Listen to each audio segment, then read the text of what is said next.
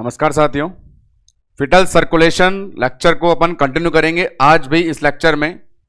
जहां previous lecture में आपको सर्कुलेशन की बेसिक फिजियोलॉजी को एक्सप्लेन करके बताया गया था कि कैसे एक सर्कुलेशन फीटस में चलने वाला एडल्ट से डिफरेंस रखता है, अपने अंदर 5 इंपॉर्टेंट स्ट्रक्चर को एक्सप्लेन करता है और उन्हीं स्ट्रक्चर्स की सीक्वेंस से सर्कुलेशन का प्रोसेस कंप्लीट होता है। प्रीवियस लेक्चर में भी जोर देकर के बताई गई बातें फिजियोलॉजी से जो एमसीक्यू के तौर पे आती हैं, उन्हीं को आज भी अपन लेक्चर में मैकेनिज्म नाम से कंटिन्यू करना चाहेंगे। जहां हमने वो सीखा प्रीवियस लेक्चर में, उसी को कंटिन्यू करेंगे। प्रीवियस लेक्चर की फिजियोलॉजी को यदि एक बार फिर आपको 5 सेकंड के लिए बोर्ड पे विजुअलाइज करवाऊं तो बड़ा इजी है। जो हमने यहां पर अंडरस्टैंड किया था कैसे एक प्रोसेस कंप्लीट होता था इन 5 सीक्वेंस से। अब हम मूव फॉरवर्ड होते हैं। इस मैकेनिज्म में आने वाले कुछ इंपॉर्टेंट पॉइंट्स को मैं आपको बता देता हूं। वो पॉइंट्स क्या क्या हैं, वन बाय वन देखते हैं। जैसे आपसे एक लाइन आ जाए ये वाली कि फीटल सर्कुलेशन में फर्स्ट एमसीक्यू बन के आ जाए, सर्कुलेटरी ऑर्गन किसे बोलोगे। नंबर 1 क्वेश्चन ये डिमांड आ जाए कि फीटल सर्कुलेशन में सर्कुलेटरी ऑर्गन कौन होता है। तो फीटल सर्कुलेशन में अपन ने देखा सर्कुलेटरी ऑर्गन उसे बोलते हैं जहां से स्टार्ट हो और वहीं पे आकर के एंड हो जाए। तो हमने देखा यहां पे ये रोल प्ले कर रहा था हमारा प्लासेंटा। तो सर्कुलेटरी ऑर्गन हम यहां पे डिक्लेयर करेंगे किसको, प्लासेंटा को। ये अपना फर्स्ट एमसीक्यू जो अराइज हो सकता है फिजियोलॉजी से। नेक्स्ट वन, अगली बात करते हैं। ये अपना फर्स्ट वन बात हो गई। सेकंड वन पे अपना अटेंशन दें, क्या है अपने पास। उसके बाद जो 5 अपने नाम थे उनकी सीक्वेंस हमें लर्न होनी चाहिए। फिर अपने पास आगे बढ़ते थे। प्लासेंटा से निकलता था, अम्बलाइकस में जाता था, लीवर के पास बाइफर्केशन होता था। तो नेक्स्ट वन जो एमसीक्यू बनता है वो ये कि बाइफर्केशन, ये जो इवेंट है सर्कुलेशन में अम्बलाइकल वेन का होता है बाइफर्केशन, वो किस लेवल पे होता है। ये एमसीक्यू अपने से अराइज हो सकता है। तो आंसर हमें पता है। बाइफर्केशन का मीनिंग था अम्बलाइकल वेन का डाइवर्जन। डाइवर्ट कहां पे हुई थी, लीवर में, पोर्टल सर्कुलेशन में। तो यहां भी वो आंसर देना है बाइफर्केशन कहां पे होता है, अपना पोर्टल सर्कुलेशन पे। और किसका होता है, अम्बलाइकल वेन का। सेकंड एमसीक्यू यहां पे डिमांड करता है। नेक्स्ट एमसीक्यू, बाइफर्केशन के बाद अम्बलाइकल वेन का ब्लड इंफीरियर वेना केवा में डाइवर्ट हो गया था और वहां से हार्ट के राइट एट्रियम में पहुंच गया था। एमसीक्यू बना था राइट एट्रियम में पहुंचने तक ब्लड की मिक्सिंग कितनी बार हुई। हमने जवाब दिया था 3 बार।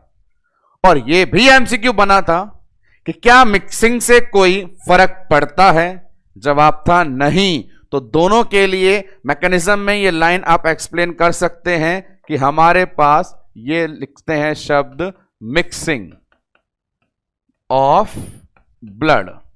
तो मिक्सिंग ऑफ ब्लड कितनी बार होती है तो उसे एक्सप्लेन करते हैं अपन इस नाम से, बोलेंगे 3 टाइम।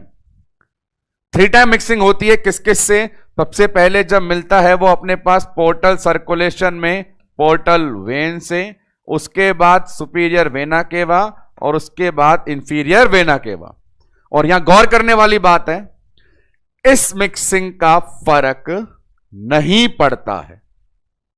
अब आगे अगला एमसीक्यू था, हार्ट के राइट एट्रियम में जितना भी ब्लड आया है मैक्सिमम डाइवर्ट कहां होता है और रिमेनिंग ब्लड कहां जाता है।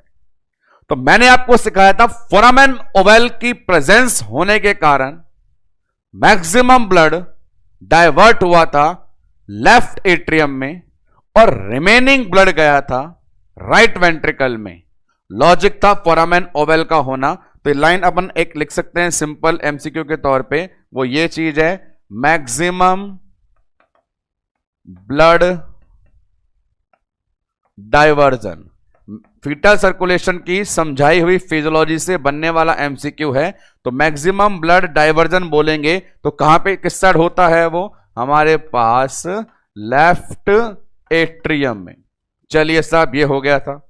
हार्ट के चैम्बर से निकलने के बाद जब ब्लड पल्मोनरी आर्टरी और डिसेंडिंग अयोटा रास्तों से आगे बढ़ रहा था तो वहां पे हमें देखने को मिला था पल्मोनरी रेजिस्टेंस, जिसके कारण पल्मोनरी आर्टरी ने बाईपास के तौर पर चुना था डक्टस आर्टेरियोसस को।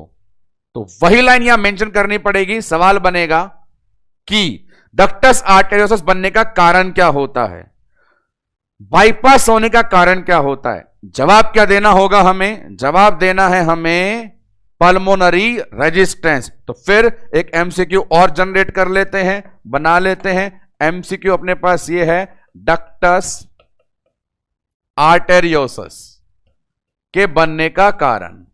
तो डक्टस आर्टेरियोसस बनने का कारण आपको वन लाइन में एक्सप्लेन करना है और कारण देना है पल्मोनरी रेजिस्टेंस। ये सीधे वो एमसीक्यू हैं जो हमारे फीटल सर्कुलेशन फिजियोलॉजी से पूछे जाते हैं। This one question. Next one, आगे बढ़े।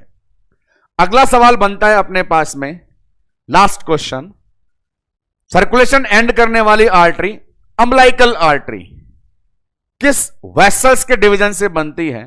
तो वहां बताया था मैंने इलियक आर्टरी, उसके अंदर भी इंटरनल इलियक आर्टरी के डिवीजन से ही, की ब्रांच से ही अम्बिलिकल आर्टरी का फॉर्मेशन होता है। तो ये हमारे पास एक और एमसीक्यू उसी लैंग्वेज में लिख देते हैं।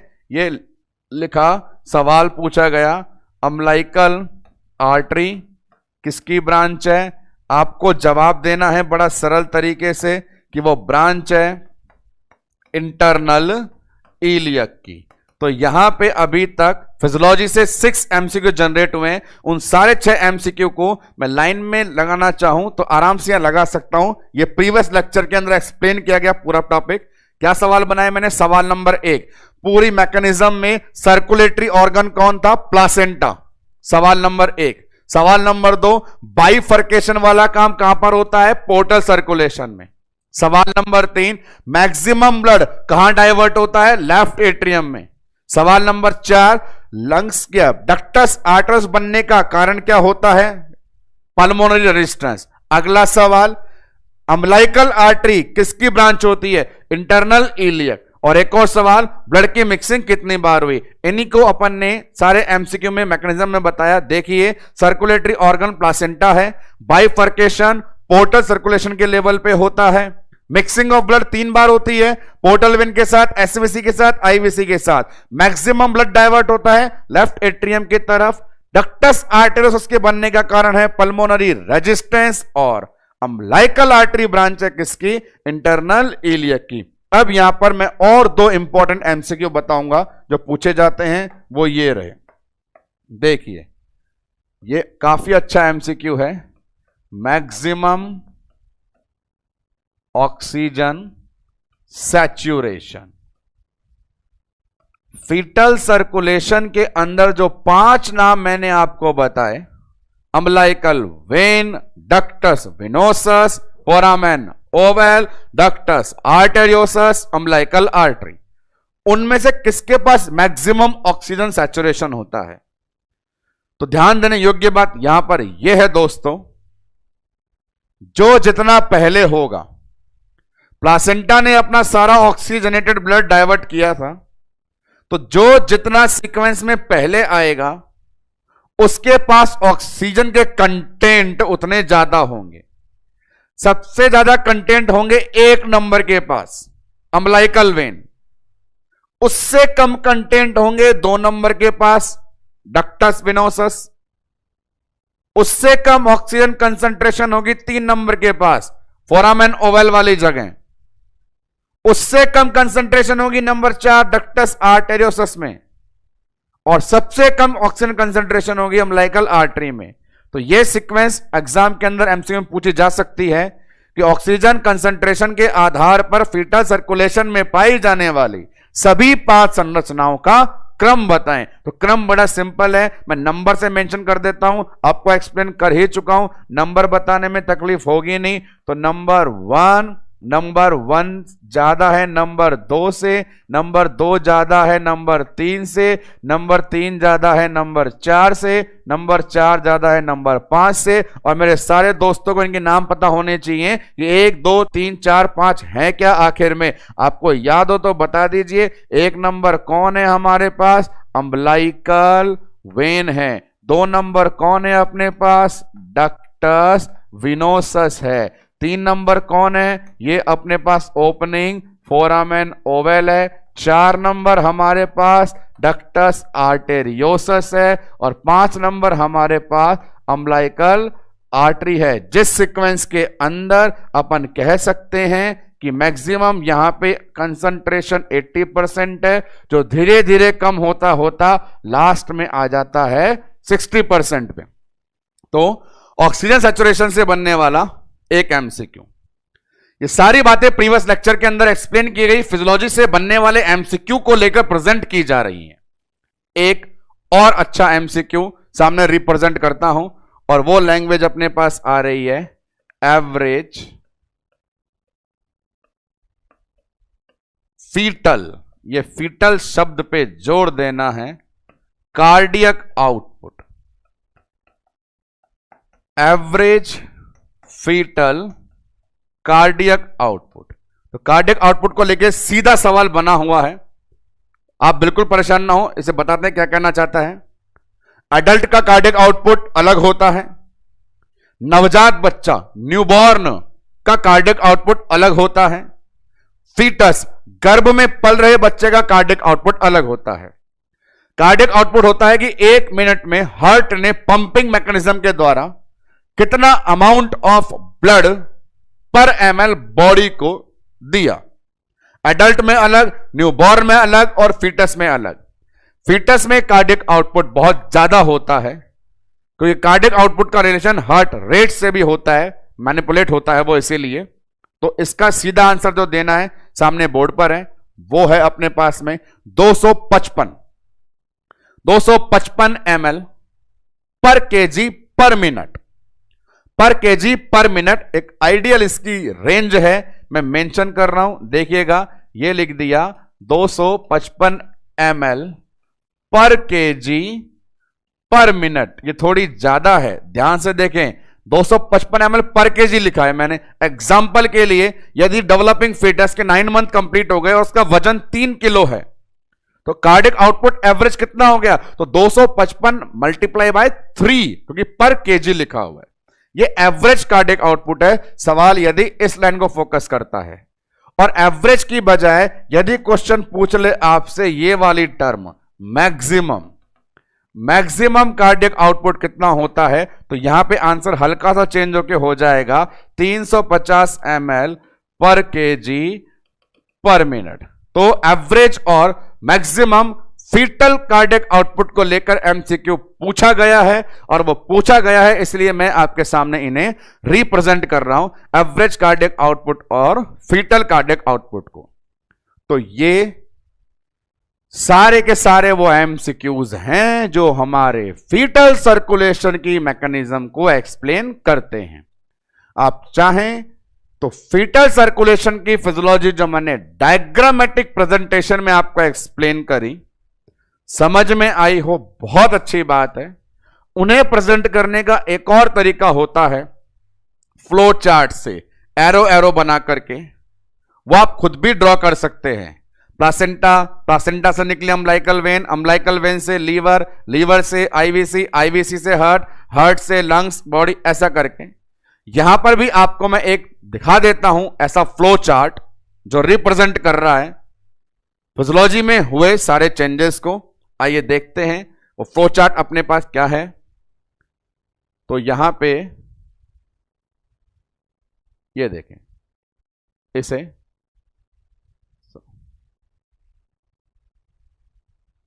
इस फ्लो चार्ट के अंदर कंप्लीट सर्कुलेटरी स्ट्रक्चर दिखाई जा रही है जो मैंने एक्सप्लेन करी है, आसानी से देख लीजिए। सर्कुलेटरी ऑर्गन के तौर पे सेलेक्ट कर रखा है यहां पर भी किसको, प्लासेंटा को। ये देखिए प्लासेंटा, प्लासेंटा ने क्या करा? प्लासेंटा ने सबसे पहले ब्लड को बाहर निकाला। बाहर निकालता है किसके थ्रू? अम्बिलिकल वेन के थ्रू। ऐसे अपन ने सीखा। अब अम्बिलिकल वेन क्या कर रही है? बाइफर्केशन। ये देखिए, ये दो रास्ते हैं। बाइफर्केशन जो जा रहा था एक लीवर में और दूसरा डक्टस वेनोसस से। तो बात ये चली गई कि अम्बिलिकल वेन बाइफर्केशन होने के बाद वापस बाहर निकल के आती है, और बाहर निकल के किससे मिलती है? इंफीरियर वेना केवा से। और इन दोनों के मिलान स्थान को ही क्या कह देते हैं? Ductus venosus.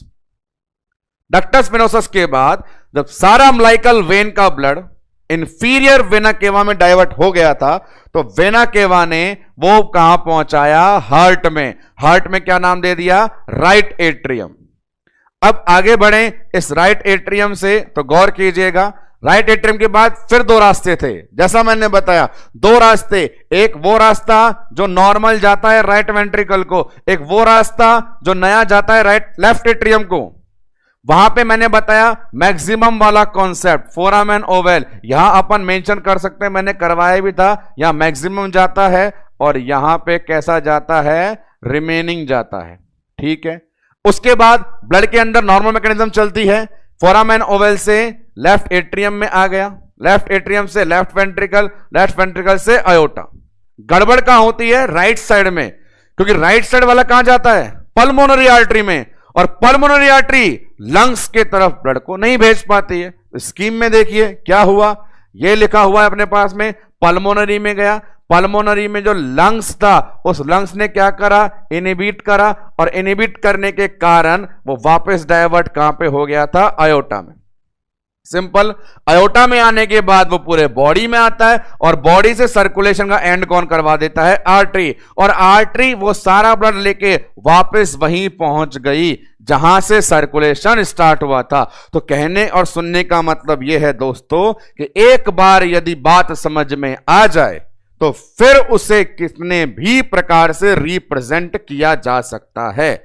यदि हमें डायग्रामेटिक स्कीम के थ्रू, यदि हमें फीटल सर्कुलेशन की 5 स्ट्रक्चर्स को अरेंज करना आ गया, तो हमारे लिए उसे किसी भी फ्लो चार्ट के द्वारा या किसी भी राइटिंग लैंग्वेज के द्वारा एक्सप्लेन करने में समस्याएं नहीं होंगी। उम्मीद है अभी तक फीटल सर्कुलेशन के बारे में जितनी भी स्कीम बताई जा रही है वो आपको क्लियर होंगी।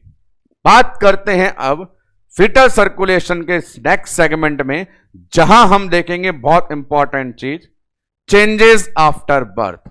आते हैं उस पे।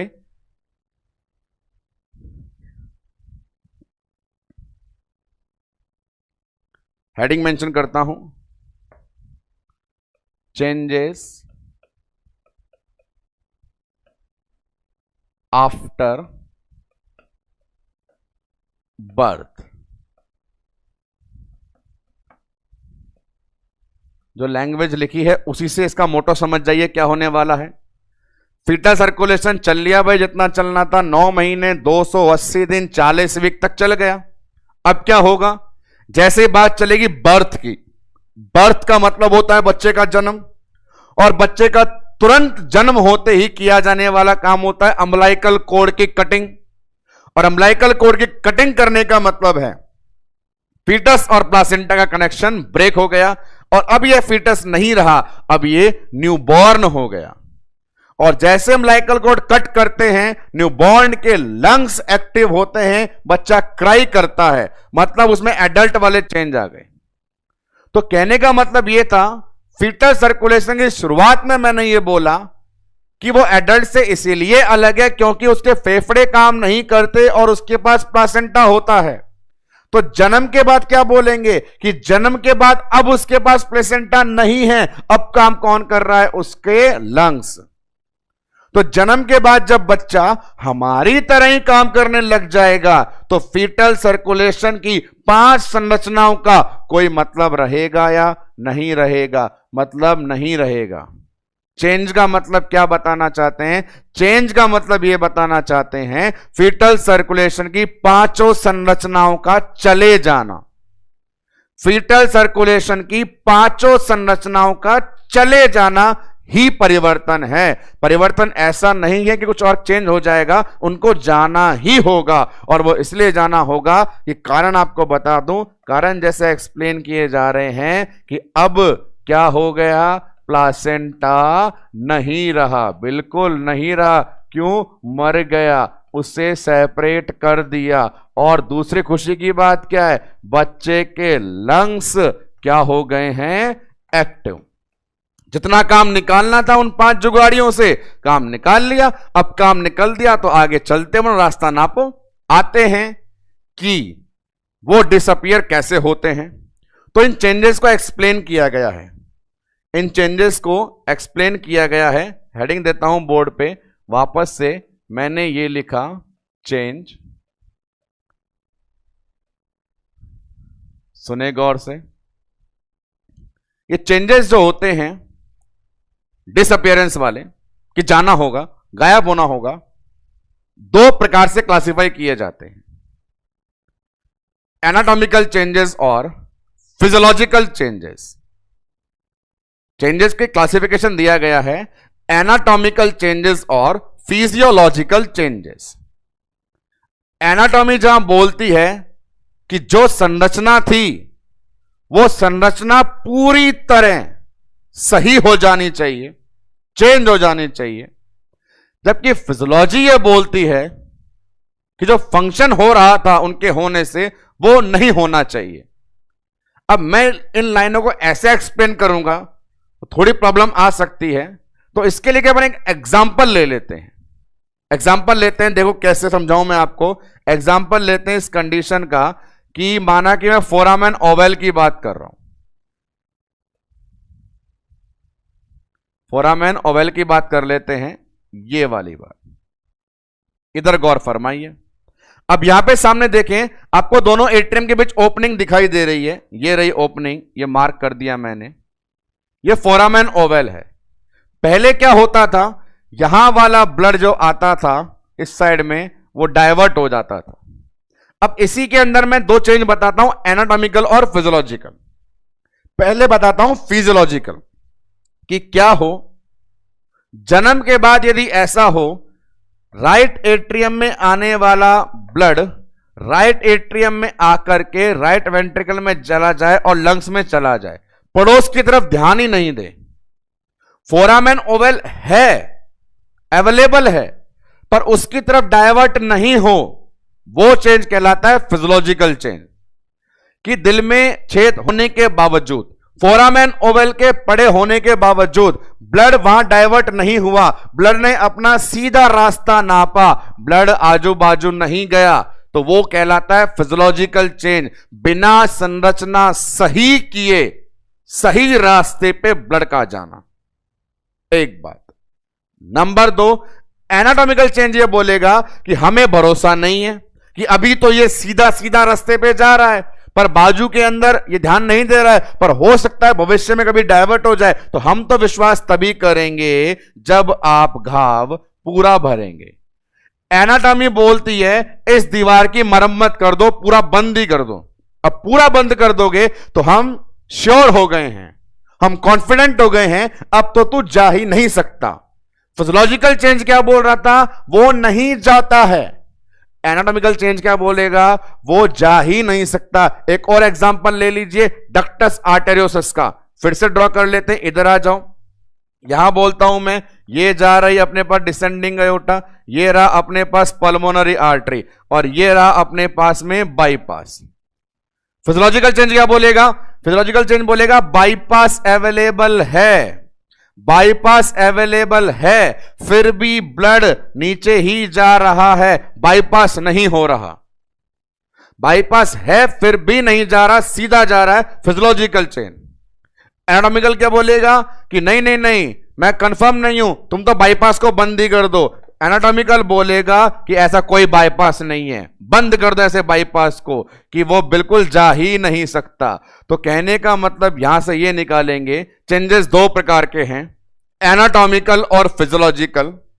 संरचना यदि पूरी तरह सही हो जाए, जिससे कि हमें कॉन्फिडेंस आ जाए कि बिल्कुल डायवर्जन नहीं हो सकता, वो चेंज होता है एनाटॉमिकल।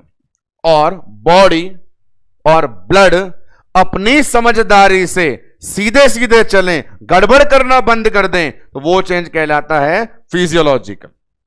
तो इसी नेचर के आधार पे अपन करते हैं चेंजेस का क्लासिफिकेशन। और चेंजेस के क्लासिफिकेशन में क्या नीड आ रही है, आप दो नाम दे दीजिए बड़े बड़े, और उन बड़े बड़े दो नामों के नाम हैं, इधर लिखता हूं मैं, एनाटॉमिकल चेंजेस।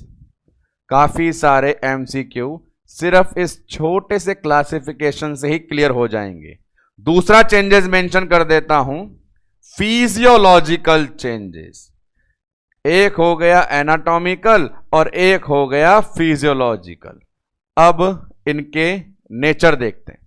जैसा मैंने एग्जांपल में रिप्रेजेंट किया, तो आप मुझे बताएं, परमानेंट वाला काम, पुख्ता काम, कॉन्फिडेंस वाला काम, परमानेंट बंद करने जैसी चीजें कहां चल रही थी, एनाटॉमिकल में।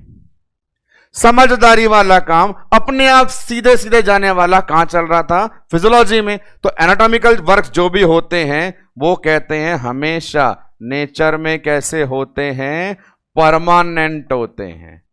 और इधर बात करें, जुगाड़ परमानेंट नहीं था, तो जो जुगाड़ परमानेंट नहीं होता उन्हें कैसे बोल देते हैं, टेम्पररी। क्योंकि अभी तो सीधा सीधा जा रहा है, क्या पता किस समय दिमाग मेरे बुद्धि हिले और रास्ता भटक के कहीं और ये चला जाए। इसीलिए फिजियोलॉजिकल कैसे होते हैं, टेम्पररी। एनाटॉमिकल कैसे होते हैं, परमानेंट। अब दूसरी बात, ये परमानेंट है, ये जुगाड़ है। जो जुगाड़ होता है वो हमेशा जल्दबाजी में किया जाता है, और परमानेंट काम में समय लगता है। जल्दबाजी और समय के हिसाब से अपन कह सकते हैं जल्दबाजी में किया जाने वाला, तो नाम दे दिया इधर इमीडिएट, और परमानेंट वाला नाम दे दिया अपन ने डिलेड। ये हो गए हमारे पास दो दो कैरेक्टर इन होने वाले चेंजेस के। और अब आइए इंपॉर्टेंट वन, थर्ड इंफॉर्मेशन पे, वो क्या है। एनाटॉमिकल बोल रहा है मैं थोड़ा डिलेड रहूंगा, मैं थोड़ा समय लूंगा। फिजियोलॉजिकल बोल रहा है मैं तुरंत होऊंगा। अब हमें देने हैं यहां पे एग्जाम एमसीक्यूज के आंसर। वो क्या है, पूछा जाता है कि आप इमीडिएट कर दोगे पर फिर भी कितना समय लोगे, आप परमानेंट करोगे फिर भी कितना समय लोगे। अब जो मैं टाइम मेंशन कर रहा हूं वो एग्जाम में मल्टीपल टाइम पूछा गया है। सारे के सारे फिजियोलॉजिकल चेंज, खोपड़े में पता रहे चेंज करना कितनों में, 5 स्ट्रक्चर में। यह बात कभी नहीं भूलना, हम जो हेडिंग पढ़ रहे हैं कि चेंज चेंज चेंज, चेंज करना कितनों में है, 5 स्ट्रक्चर में। वो 5 स्ट्रक्चर कौन है, अरे वही है वो जो शुरुआत से फीटस सर्कुलेशन दौड़ा रही है। Umbilical vein, ductus venosus, foramen ovale, ductus arteriosus, umbilical artery, पांचों में सारे के सारे पांचों फिजियोलॉजिकल चेंज हो जाते हैं एक वीक के अंदर अंदर, 7 दिन के अंदर अंदर। और एनाटॉमिकल चेंज से भी उम्मीद की जाती है वो भी पूरी तरह बंद हो जाएंगे मैक्सिमम 1 से 3 महीने में। सारे फिजियोलॉजिकल चेंज कब बता रहा हूं, विद इन 1 वीक। बाबूजी 1 वीक में, 7 दिन में हो जाएंगे। और ये क्या बोल रहा है, हम लोग थोड़ा समय लेंगे, पर वो कितना ले लेंगे, मैक्सिमम 1 से 3 महीने। तो ये इंटरेस्टिंग जानने वाली बात थी हमारे पास इन दोनों के लिए, कि इन दोनों चेंजेस के बारे में। तो यहां पे कुछ एमसीक्यू बने तो उनके सिंपल आंसर देने, बार बार ना देने पड़े। नंबर 1, बच्चे के जन्म के बाद सर्कुलेशन में आने वाले चेंजेस कितने प्रकार के होते हैं, 2 प्रकार के होते हैं। कौन कौन से, एनाटॉमिकल और फिजियोलॉजिकल। एनाटॉमिकल कैसे होते हैं, टेम्पररी या परमानेंट, आंसर देना है परमानेंट। इमीडिएट होते हैं डिले, डिले 1 वीक में होंगे या 1 से 3 महीने में होंगे, 1 से 3 महीने में होंगे।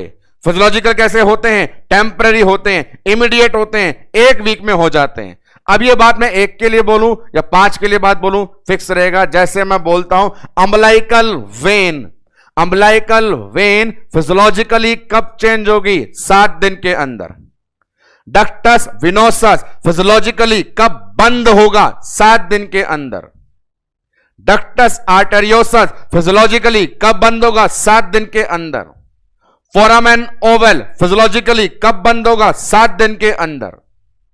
अम्बिलिकल आर्टरी फिजियोलॉजिकली कब बंद होगी? 7 दिन के अंदर। उल्टा बोलना शुरू करें, कैसा बोलेंगे? नंबर 1, अम्बिलिकल वेन एनाटॉमिकली गायब कब होगी? 1 से 3 महीने में। डक्टस विनोसस पूरी तरह गायब कब होगा? 1 से 3 महीने में। डक्टस आर्टेरियोसस पूरी तरह गायब कब होगा? 1 से 3 महीने में। अम्बिलिकल आर्टरी पूरी तरह गायब कब होगी? 1 से 3 महीने में। तो कहने का मतलब है 1 बार बोलो या 5 बार बोलो, चीजें सेम रहेगी, चेंज नहीं होगी। और ऐसी सीक्वेंस में हमें याद रखना होता है तीतर को। तीतर कौन? जो बात नहीं मानता कि अपने पास एक कलाकार आदमी ऐसा है जिसका नाम है फोरामैन ओवेल।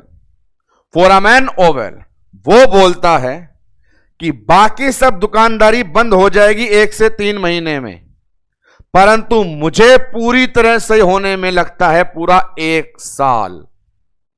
फोरामैन ओवेल का कंप्लीट क्लोजर होता है 1 साल में, जबकि उसके अलावा बची हुई 4 पूरी तरह बंद हो जाती है 1 से 3 महीने में। तो यह तो बुद्धि आप में है ही कि जो विशेष होता है वही परीक्षा में आता है। तो लिख देता हूं यहां पे कि सारे के सारे बंद हो गए 1 से 3 महीने में, पर फोरामैन ओवेल का क्लोजर जो होता है वो लेता है पूरा 1 साल। और इसी कारण बनती है मजेदार बात। वो क्या बनती है तो पीडियाट्रिक में बताएंगे, मैं अभी थोड़ा सा हिंट दे देता हूं।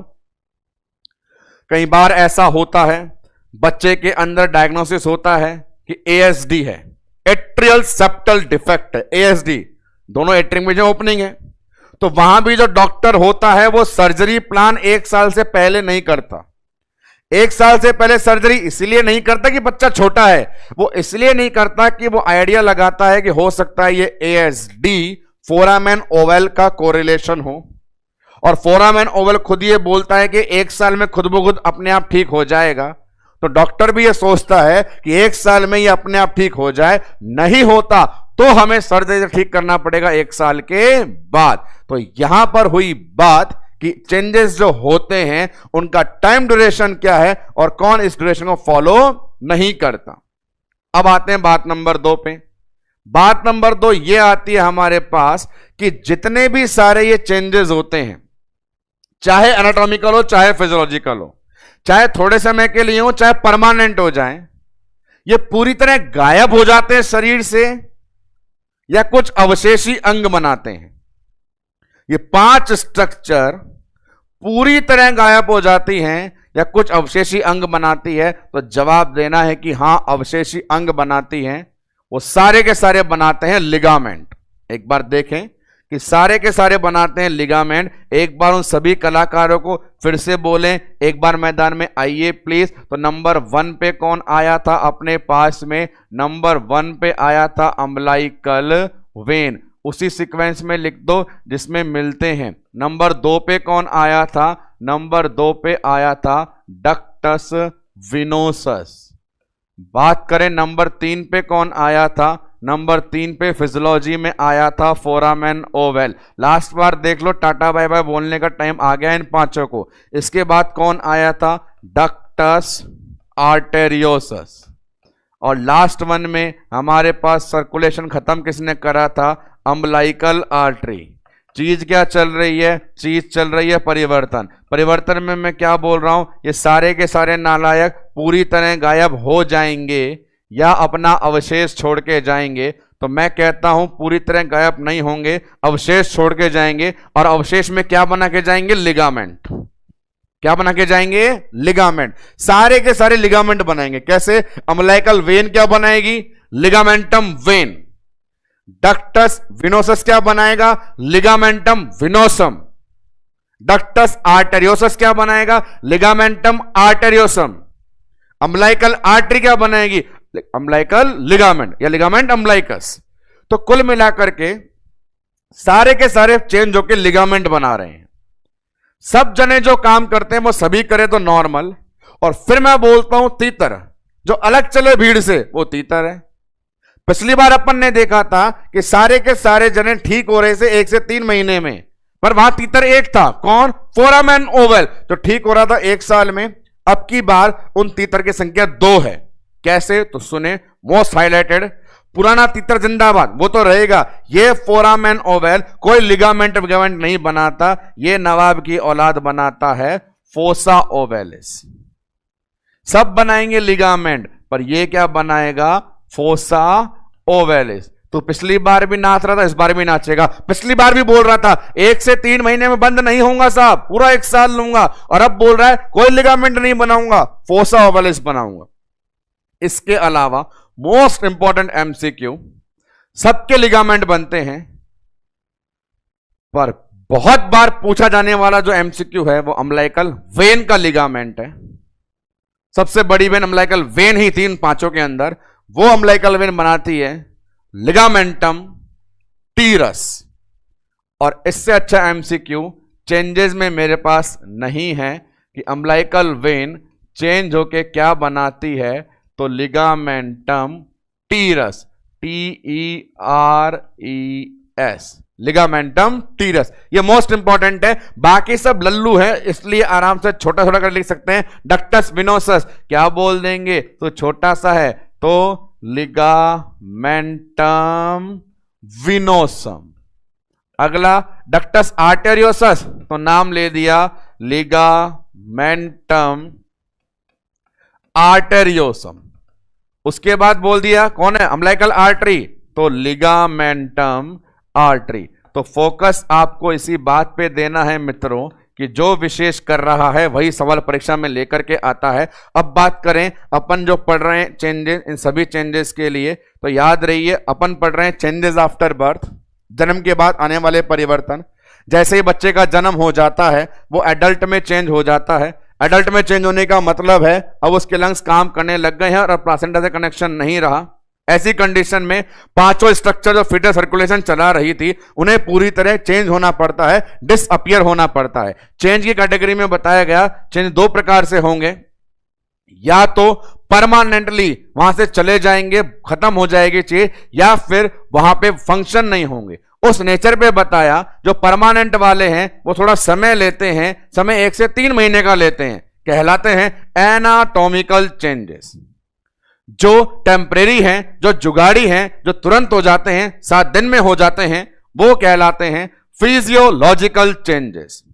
ये नियम सब जने फॉलो करते हैं, जो फॉलो नहीं करता वो है फोरामेन ओवल, जो पूरी तरह ठीक होने में लगाता है लगभग 1 साल। इसीलिए पीडियाट्रिक के अंदर ASD नाम की बीमारी की सर्जरी 1 साल से पहले डॉक्टर नहीं करता। आफ्टर दैट ये बोला गया कि सारे के सारे चेंज होकर पूरी तरह गायब हो जाते हैं या कुछ अवशेष बनाते हैं। जी अवशेष बनाते हैं, क्या बनाते हैं? लिगामेंट बनाते हैं। 5 लिगामेंट बनाएंगे, पर 2 नई इंफॉर्मेशन जो लीक से हट करके, वो क्या? इस बार भी फोरामेन ओवल लिगामेंट ना बना करके फोसा ओवेलिस है। और सबसे अच्छा एमसीक्यू, अम्बिलिकल वेन जो है चेंज होकर स्पेशल लिगामेंट बना रही है, नाम क्या है? लिगामेंटम टीरस। ये इंफॉर्मेशन। इसके बाद अपन लास्ट करते हैं सर्कुलेशन को कुछ इंपॉर्टेंट कंसेप्ट बता के, और वो कंसेप्ट है फिजियोलॉजिकल क्लोज होने का। एनाटॉमिकली क्लोज तो हो जाएगा अपने आप जब मरम्मत हो जाएगी। कंसेप्ट बता रहा हूं फिजियोलॉजिकल क्लोज का। फिजियोलॉजिकल क्लोजर कौन सा था? जब डिफेक्ट दिखने के बाद भी, बाईपास पड़ा होने के बाद भी ब्लड डाइवर्ट नहीं होता था। अच्छा कंसेप्ट है, ध्यान से सुनना। हेडिंग लिखता हूं चीज को समझाने के लिए, concept of physiological closure. Physiological मतलब टेम्परेरी वाले, इमीडिएट वाले, 7 दिन में होने वाले, उनकी बात कर रहे हैं। यहां पे ये देखना है, फिजियोलॉजिकल क्लोजर का मतलब था डिफेक्ट पूरी तरह भरा नहीं है, मरम्मत पूरी तरह हुई नहीं है, फिर भी ना जाने क्या जादू है, ब्लड का डायवर्जन नहीं होता। तो इस कॉन्सेप्ट का मतलब है, क्या इसके पीछे राज है? वो है pressure mechanism. Pressure mechanism paediatric के अंदर आपको अलग से पढ़ाया जाएगा। कंजेनाइटल हार्ट डिजीज CHD, उस पूरी कंजेनिटल हार्ट डिजीज का क्लासिफिकेशन जो असाइनोटिक साइनोटिक होता है वो डिपेंड करता है पूरा का पूरा प्रेशर मैकेनिज्म पे। जहां नाम आते हैं शंट के, दाएं से बाएं, बाएं से दाएं, right to left, left to right, उसका थोड़ा सा आइडिया मैं आपको यहां पे दे रहा हूं। वही मेरा इंपॉर्टेंट कॉन्सेप्ट है। क्या हुआ तो देखें, बिफोर बर्थ और आफ्टर बर्थ। जन्म से पहले जब बच्चा गर्भ में है तो सीन क्या है, जन्म से पहले क्या कंडीशन है, यहां पे मैंने ड्रॉ किया ये बच्चे का 4 चैम्बर हार्ट, जहां मुझे बनाना पड़ेगा फोरामेन ओवल को। यह जन्म से पहले वाली बात है। यहां देखें और यहां देखें, पढ़ा दिया है तो पता होना चाहिए। जन्म से पहले बिफोर बर्थ आप गौर करें कि यहां जो ब्लड आया, अब वो इधर भी है और वो इधर भी है। यहां पे लंग्स होते हैं, यहां पे बॉडी होती है। ये कंडीशन है। हार्ट के पास 4 चैम्बर में जैसे ब्लड आता है, राइट साइड लेफ्ट साइड में लंग्स है और बॉडी है, और वहां पे आपको सिंबल पता होना चाहिए। सिंबल क्या यूज में आ रहा था, सिंबल यहां पे यूज में आ रहा था क्रॉस का, और यहां पे आ रहा था राइट का। इसका मतलब क्या है, यह बताना चाहता है राइट का इंडिकेटर है कि रास्ता खुला है, रास्ता ओपन है, आइए आइए और आ ही जाइए। और क्रॉस का मतलब है रास्ता बंद है। तो आप खुद दिमाग लगाएं, इसको लिंक करना है प्रेशर से। कौन से रास्ते को पार करने में ज्यादा जोर आएगा, जो रास्ता खुला हुआ या बंद पड़ा है, और कौन सा रास्ता आसानी से पार हो जाएगा, जो खुला है या बंद है। तो बड़ा सिंपल है, जो रास्ता खुला हुआ है वो आसानी से पार हो जाएगा, वहां प्रेशर सही है, ज्यादा नहीं है, और जो बंद पड़ा है वहां प्रेशर ज्यादा है। तो कंपेयर करें बिफोर बर्थ में, यहां क्रॉस होने के कारण, बिल्कुल जी हां, सिर्फ और सिर्फ क्रॉस होने के कारण ये जो हार्ट का राइट साइड है, इसके अंदर अपन कह सकते हैं प्रेशर ज्यादा है। कंपैरिजन में ये जो हार्ट का लेफ्ट साइड है, इसके अंदर प्रेशर कम है। क्या दोस्तों आपको मेरी इतनी सी समझाई हुई बात समझ में आ रही है? ये जो सीन बता रहा हूं मैं, ये सीन है जन्म से पहले का। मैंने लिख दिया बिफोर बर्थ। जब बच्चे का जन्म नहीं हुआ, बच्चा अंदर ही है और लंग्स काम नहीं कर रहे, फेफड़े खून लेने से मना कर रहे हैं। मना करने का मतलब है रास्ता बंद है, और रास्ता बंद है तो वहां प्रेशर कैसा लगेगा, ज्यादा लगेगा। वो साइड कौन सा है, राइट साइड है या लेफ्ट साइड है, राइट साइड है। इसके कंपैरिजन में लेफ्ट वाले को देखो, वो बोल रहा है प्रेशर नहीं है, रास्ता खुला है, कम हो गया। तो यहां प्रेशर हाई है, यहां प्रेशर लो है। ये हिस्सा राइट है और ये हिस्सा लेफ्ट है। तो दुनिया में साइंटिफिक जितने भी प्रिंसिपल बने हैं एक्सचेंज होने के, तो नियम सिखाते हैं एक्सचेंज तभी होता है जब प्रेशर में अंतर होता है। तू भी इक्वल, मैं भी इक्वल, दोनों भाई भाई, कोई एक्सचेंज नहीं होगा। तू हाई और मैं लो, तो पूरी ब्रह्मांड का एक नियम है, एक्सचेंज होता है high to low, high to low. High to low होता है तो देख लीजिए सामने, हाई कहां पर है, राइट में, और लो कहां पर है, लेफ्ट में। तो शंटिंग कहां पर होगी, राइट टू लेफ्ट या लेफ्ट टू राइट? शंटिंग कहां होगी, राइट टू लेफ्ट या लेफ्ट टू राइट? शंटिंग होगी right to left, high to low. और इसीलिए अपन देखते हैं फीटल सर्कुलेशन में ब्लड क्या हो जाता है, डाइवर्ट।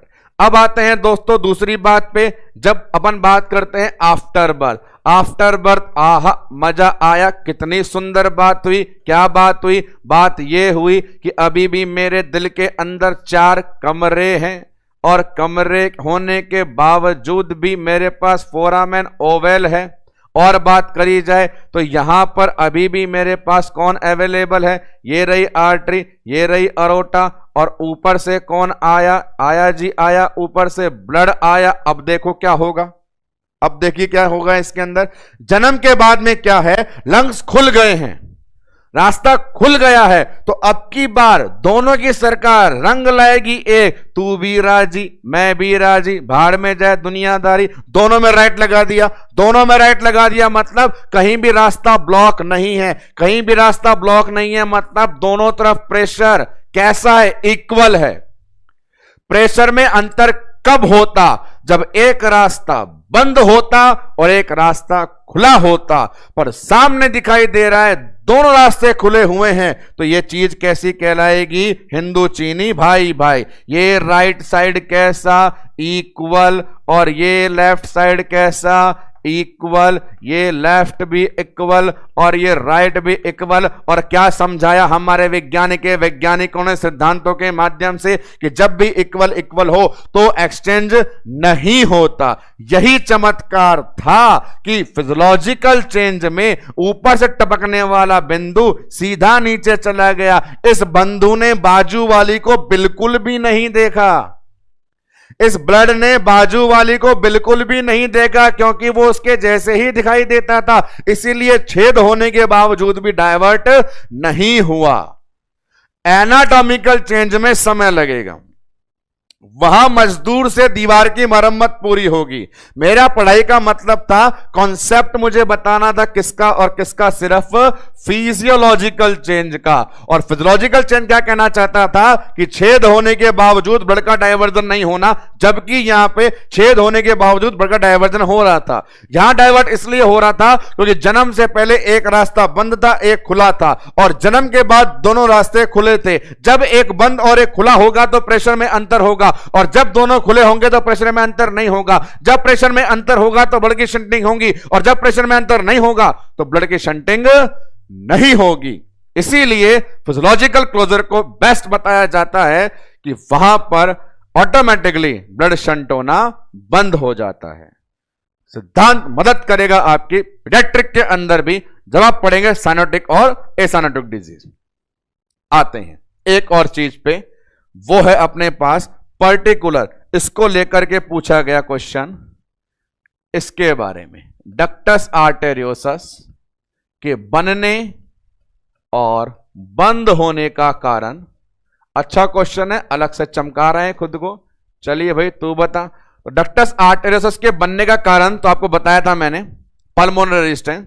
अब एक सिद्धांत बताता हूं, एक इंपॉर्टेंट प्रिंसिपल है, उसको लेते हैं। डक्टस आर्टेरियोसस याद कर ले, कहां पर है, नहीं आ रहा तो फिर एक बार मदद करके मैं ड्रॉ कर देता हूं। ये अपना एक 4 दीवारी वाला कमरा, इससे निकली ब्लड वेसल और इनके बीच में बन गया बाईपास, का नाम हो गया डक्टस आर्टेरियोसस। अब देखें यहां पे एक प्रिंसिपल है, उसे सुने। एक रिलेशन होता है ऑक्सीजन का, प्रोस्टाग्लैंडिन्स का, उन्हें आपको देखना होता है। हमारे बॉडी में जब ऑक्सीजन कंसंट्रेशन लो होती है, ऑक्सीजन कंसंट्रेशन लो होती है तो सेल एप्रोप्रिएट फंक्शन नहीं करती और वो डैमेज हो जाती है। और जैसे ही सेल डैमेज हो जाती है तो उसके अंदर से रेडिकल निकलते हैं, फ्री रेडिकल, मुक्त अणु निकलते हैं। उन रेडिकल्स में लोकली प्रोस्टाग्लैंडिन जैसे भी शामिल होते हैं। क्या रिलेट करके बताना चाहता हूं, यहां बताना चाहता हूं जन्म से पहले, बिफोर बर्थ, जन्म से पहले इस एरिया में, पर्टिकुलर इस एरिया में बिफोर बर्थ ऑक्सीजन का कंसंट्रेशन लो है या हाई है? जवाब दें बंधुओं एक बार में ही। तो कंसंट्रेशन कैसा है? लो कंसंट्रेशन है। जन्म से पहले इस वाले एरिया में ऑक्सीजन कंसंट्रेशन लो है। और क्या सिखाया मैंने कि जब जब ऑक्सीजन का कंसंट्रेशन लो होगा तब तब सेल डैमेज होगी, और सेल डैमेज होने से प्रोस्टाग्लैंडिन निकलेगा, और यहां जो स्पेसिफिक प्रोस्टाग्लैंडिन मिलता है उसका नाम है PGE2। कौन बना? PGE2। और यह प्रोस्टाग्लैंडिन जो है PGE2 जिम्मेदार होता है डक्टस आर्टेरियोसस को बनाए रखने के लिए। एक सिद्धांत है, उसे लर्न कर लीजिए, कि PGE2 is responsible to maintenance of ductus arteriosus. PGE2 is responsible to maintain ductus arteriosus. ठीक है साहब, मान लिया। अब क्या होगा? अब बात करें आफ्टर बर्थ की, जन्म के बाद। जैसे ही जन्म हो जाएगा तो वापस इस इलाके की बात करना चाहूं, ऑक्सीजन कंसंट्रेशन कैसा हो जाएगा? हाई हो जाएगा। और हाई ऑक्सीजन कंसंट्रेशन के अंदर क्या होगा? सेल डैमेज नहीं होगी। हाई कंसंट्रेशन का मतलब है डैमेज किसका होगा? प्रोस्टाग्लैंडिन का। प्रोस्टाग्लैंडिन E2 चला जाएगा। जब तक PGE2 था तब तक डक्टस आर्टेरियोसस भी था। जिस दिन PGE2 चला जाएगा डक्टस आर्टेरियोसस भी क्लोज हो जाएगा। तो डक्टस आर्टेरियोसस के बनने और क्लोज होने दोनों का लॉजिक है। बनने का कारण एक तो था पल्मोनरी रेजिस्टेंस, दूसरा था लो ऑक्सीजन से पैदा हुआ PGE2। बनने का कारण है लो ऑक्सीजन से पैदा हुआ PGE2 और चले जाने का कारण है हाई ऑक्सीजन से PGE2 का इनहिबिट हो जाना। हाई ऑक्सीजन कंसंट्रेशन होगी, प्रोस्टाग्लैंडिन को भगा देंगे और उसको भगाते ही ये बंद हो जाएगा। इसीलिए यहां पे एक इंपॉर्टेंट एमसीक्यू भी बनता है। क्या एमसीक्यू बनता है? मैं लिखता हूं यहां पे, और वो ये कि यदि माता राम ने प्रेगनेंसी में यूज किया ये NSAID, प्रीवियस लेक्चर्स में जब अपन एमनियोटिक फ्लूइड को पढ़ रहे थे वहां भी इसका यूज आया था। यदि एक प्रेग्नेंट फीमेल NSAID का यूज करती है, गौर से सुनना, तो हमने जाना है, सीखा है, समझा है कि NSAID क्या करती है? प्रोस्टाग्लैंडिन इनहिबिट करती है। अभी मैं बता रहा था इस PGE2 का इनहिबिशन कब होगा? जब बच्चा जन्म ले लेगा, आफ्टर बर्थ। लेकिन अभी मैं बता रहा हूं यदि मदर प्रेगनेंसी में NSAID यूज करती है तो PG का इनहिबिट हो जाएगा, और प्रेगनेंसी में ही यदि ये इनहिबिट हो गया तो फीटल लाइफ में ही डक्टस आर्टेरियोसस बंद हो जाएगा, और समय से पहले बंद हो जाना कहलाएगा premature closure of ductus arteriosus. भाई टाइम पे बंद होने के लिए तो हम तैयार हैं, फीटल लाइफ में मिलता है, ओके। फीटल लाइफ पूरी होने के बाद बंद होना चाहिए, दैट्स मोर ओके। पर फीटल लाइफ के अंदर ही बंद हो गया, दैट इज नॉट ओके। वो कहलाएगा premature closure of ductus arteriosus. तो ये डक्टस आर्टेरियोसस के बंद होने का कारण दोबारा सुन लीजिए। डक्टस आर्टेरियोसस क्यों बनता है? लो ऑक्सीजन कंसंट्रेशन से जन्मे प्रोस्टाग्लैंडिन E2 से, जो जन्म से पहले होता है। जन्म के बाद में हाई ऑक्सीजन कंसंट्रेशन से PGE2 जाएगा, ये भी चला जाएगा। प्रेगनेंसी में यदि आपने PGE2 को भगा दिया तो भी वहां पर ये प्रीमैच्योर क्लोज हो जाएगा। और इन दो लेक्चर के साथ खत्म होता है आपका फीटल सर्कुलेशन का पूरा कारवा। इस पूरे सर्कुलेशन को समराइज करना चाहें अपन तो हमने स्टार्ट किया कहां से? आते हैं यहां से। सर्कुलेशन को डिसाइड करने वाली ये 5 चीजें जो पूरे मैकेनिज्म का हिस्सा बनती है। डायग्रामेटिक प्रेजेंटेशन का हिस्सा बनाया, एक एक पॉइंट को समझाया, इनसे बनने वाले एमसीक्यूज को एनालिस्ट किया। स्टार्ट करने वाला प्लासेंटा, फर्केशन होता है पोर्टल साइड पे, मिक्सिंग होती है 3 टाइम, मैक्सिमम जाता है लेफ्ट में, आर्टेरियोसस बनता है रेजिस्टेंस के कारण, और आर्टरी बनती है इलियक आर्टरी से। मैक्सिमम सैचुरेशन जैसे जैसे बढ़ते जाएंगे आगे कम होता जाएगा, वो सीक्वेंस बताई गई। आगे बढ़े अपन, change the average cardiac output के, एवरेज और मैक्सिमम के। एवरेज में लेके गए 255 में, मैक्सिमम पे लेके गए 350 में। आगे बढ़े, चेंजेस देखे अपन ने 2 प्रकार के, तुरंत होने वाले, समय लेने वाले। यहां एक सवाल था, सभी के सभी बंद हो जाते हैं 1 से 3 महीने में, फोरामेन ओवल लेता है लगभग 1 साल। सभी चेंज होके बनाते हैं लिगामेंट, 2 स्पेशल, अम्बिलिकल वेन का लिगामेंट टीरस, और फोरामेन ओवल बनाता है फोसा ओवलिस। आफ्टर दैट अपन पढ़ रहे थे फिजियोलॉजिकल का कंसेप्ट क्या है? ब्लड की शंटिंग। शंटिंग कब होगी? जब प्रेशर में अंतर होगा। शंटिंग कब नहीं होगी? जब प्रेशर में अंतर नहीं होगा।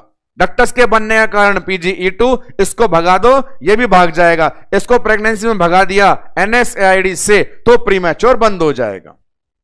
यहां पे अब समय हो चुका है उन सभी सवालों के दोहरान करने का जो अपने फीटल सर्कुलेशन से कोरिलेट थे और जिन्हें पढ़ा भी गया था। लेके आते हैं उन झड़ियों को वापस से। ये लीजिए अपने पास अवेलेबल, बड़े सरल हैं, पूरे 2 लेक्चरों में डिस्कस कर लिया गया है। दबादब आंसर देना शुरू करें। नंबर 1 एमसीक्यू, हाईएस्ट ऑक्सीजन किसमें होती है? तो जो सबसे पहले आता है नंबर 1 पे कौन था? Umbilical when. आंसर भी वही है, ऑप्शन नंबर ए। आगे चलें, क्या पूछना चाहता है? डक्टस आर्टेरियोसस किसने बनाया? क्या कारण था? तो कारण था पल्मोनरी प्रेशर। ढूंढिए ढूंढिए कहां पर है वो pressure. Number C, pulmonary artery pressure. बढ़िया, आगे नंबर 3 क्या लिखा हुआ है? एनाटॉमिकल चेंज के लिए क्या सही है? चलो सुनो। तुरंत हो जाता है? नहीं। जुगाड़ी होता है? नहीं। 3 साल तक होता है? नहीं। तो कब? 3 महीने तक हो जाता है। बिल्कुल सही आंसर ऑप्शन डी। आगे चलिए, फिजियोलॉजिकल चेंज के लिए पहचानिए, क्या सही कहा गया है? तुरंत होता है? हां जी। परमानेंट? ना जी। 3 महीने? बिल्कुल नहीं। 3 साल? बिल्कुल नहीं। तो बड़ा सरल है, अपन ने पढ़ लिया है, आज के लेक्चर में ही पढ़ा है कि तुरंत होते हैं, तो answer A. Next one move करें। लिगामेंटम टीरस, जैसा कि मैंने बोला सारे के सारे बनाते हैं लिगामेंट, पर फेमस लिगामेंट कौन बनाता था? Umbilical vein. Option will be B. आगे बढ़िए, फोरामेन ओवल कहां पर है? तो ये सवाल बताता है स्थान को। मैंने नंबर जो दिए 1 2 3 4 5 वाले, तो 1 नंबर किसका था? अम्बलाइकल वेन का। 2 number ductus venosus. 3 number foramen Oval. वही सवाल है, आंसर सी, 3rd पोजीशन। आगे बढ़िए, स्ट्रक्चरल चेंज होने का कारण क्या बताया था मैंने? लंग्स काम करने लग गए और प्लेसेंटा मर गया। तो ऑप्शन देखिए, न्यूबॉर्न ने क्राई किया। क्राई का मतलब लंग्स काम कर रहे हैं। प्लेसेंटा सेपरेट, बिल्कुल ठीक है, प्लेसेंटा मर गया। रेस्पिरेशन शुरू हो गया, मतलब सारी बातें सही हैं। इन सभी के होने के कारण चेंजेस आना शुरू होते हैं। Answer will be D, all of these. Next one, closure of ductus arteriosus. अभी पढ़ रहे थे अपन, क्लोज क्यों आता? PGE2 का बैंड बजने से। PGE2 का बैंड क्यों बजाता? हाई ऑक्सीजन से। तो ढूंढते हैं, A prostaglandin, B oxygen, number C क्या लिखा हुआ है? Pressure exceed pulmonary artery pressure, और लास्ट वन है vascular smooth muscle contraction in presence of oxygen. तो देखिए ऑप्शन बी में केवल ऑक्सीजन लिखा है, जबकि डी में पूरा लंबी लाइन लिखी है कि ऑक्सीजन की उपस्थिति में सारी मसल्स का कॉन्ट्रैक्शन होने से पूरा बंद हो जाना। इसीलिए मोर करेक्ट आंसर है ऑप्शन नंबर डी। आगे बढ़े, इस सवाल को लें। यह बड़ा सिंपल था। वेस्ट रिमूव करने वाली वेसल कौन थी? Umbilical artery, option A. अगला संबंधित आएगा, न्यूट्रिशन देने वाली कौन थी? Umbilical vein, option will be B. And last one question ये अपने पास में कि दोनों एट्रियम के बीच की ओपनिंग कौन थी? Foramen Oval, answer A. तो ये सारे वो एमसीक्यू थे जो अपने टॉपिक फीटल सर्कुलेशन से लिए गए थे, 2 लेक्चर में दिए गए। जैसा बताया गया दोस्तों, मेंस्ट्रुअल साइकिल से लेकर के आज जो एंड करा है अपन ने फीटल सर्कुलेशन, वो अपना यूनिट 1 कहलाता है ओबीजी में। यूनिट अपन ने खुद ने मेकअप कर रखी है सिस्टमैटिकली स्टडी को डील करने के लिए। तो पहले अध्याय का यहां पे समापन होता है। अगले लेक्चर में, कल से लेक्चर में बहुत सारे प्रैक्टिकल प्रोसीजर्स वाले कंटेंट को लेकर हम आपके सामने प्रेजेंट होंगे। उस कैटेगरी में सबसे पहले डिस्कस किया जाएगा फीमेल पेल्विस। अभी पूरे इस पहले चैप्टर में मेंस्ट्रुअल साइकिल में आई ब्लीडिंग से लेकर के फीटल सर्कुलेशन के एंड होने तक सभी टॉपिक की तरफ से आपका बहुत बहुत आभार। इन्हें पढ़ने के लिए, इन्हें समझने के लिए पूरी उम्मीद और पूरे प्रयास और पूरी कोशिश है आगामी आने वाले लेक्चर्स में भी आप मेरे सारे उन टॉपिक्स का इसी तरीके से साथ देंगे। आज और अभी के लिए इतना ही। धन्यवाद।